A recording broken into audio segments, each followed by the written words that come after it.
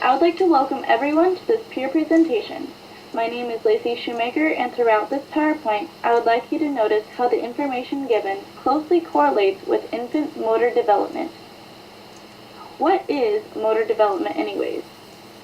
The ability to focus on a target, support their bodies, grasp a hold of objects, and maneuver themselves a short distance is all included in motor development. This includes perception, sensation, cognition, fine and gross motor skills, and reflexes, which we will go more into detail later. First of all, the subject includes reflexes, which is a reaction to stimuli the first few weeks of a child's life. A few examples of this is the rooting reflex, which is a child's response to when you stroke their cheek. They will turn their head and try to find something to suck on. The sucking reflex. A child will try to suck anything that is placed close to their mouth. The Moro reflex. A child's response to this would be arching their back and flailing their arms and legs if they ever hear an intense noise or if they see a sudden movement. The grasping reflex. If you touch a newborn's palms, they will try to grasp tightly onto that object. Next is perception, which is the interpretation of what is sensed.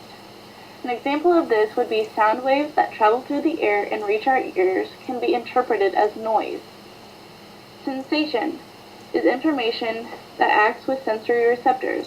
This includes your eyes, ears, tongue, nose, and skin, otherwise known as sight, sound, taste, smell, or touch.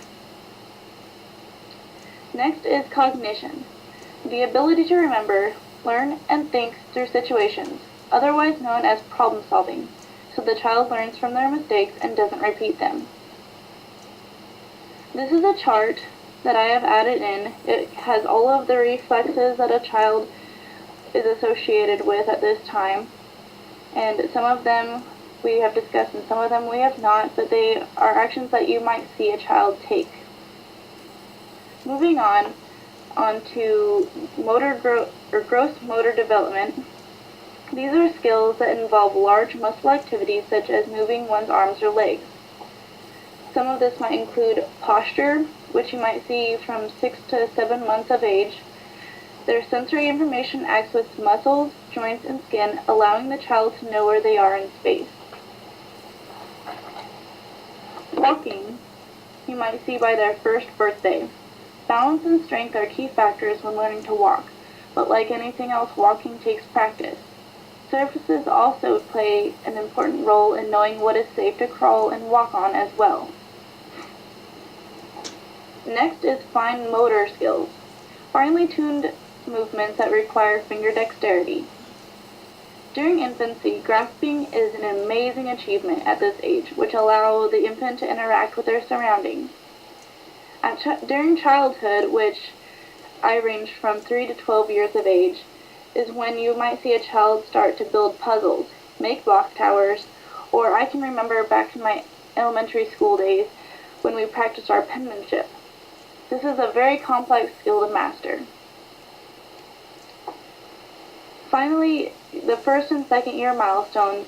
You might see in the first years of their life, infants learn new skills with help from their guardians, which we have all discussed throughout this PowerPoint. In the second year milestone, a child should have much more mobility, which is vital to their development. Safety is also a key factor, but the child should be given room to roam. I would like to thank everyone for listening to this peer presentation on infant motor development, and I hope you have learned something new as well.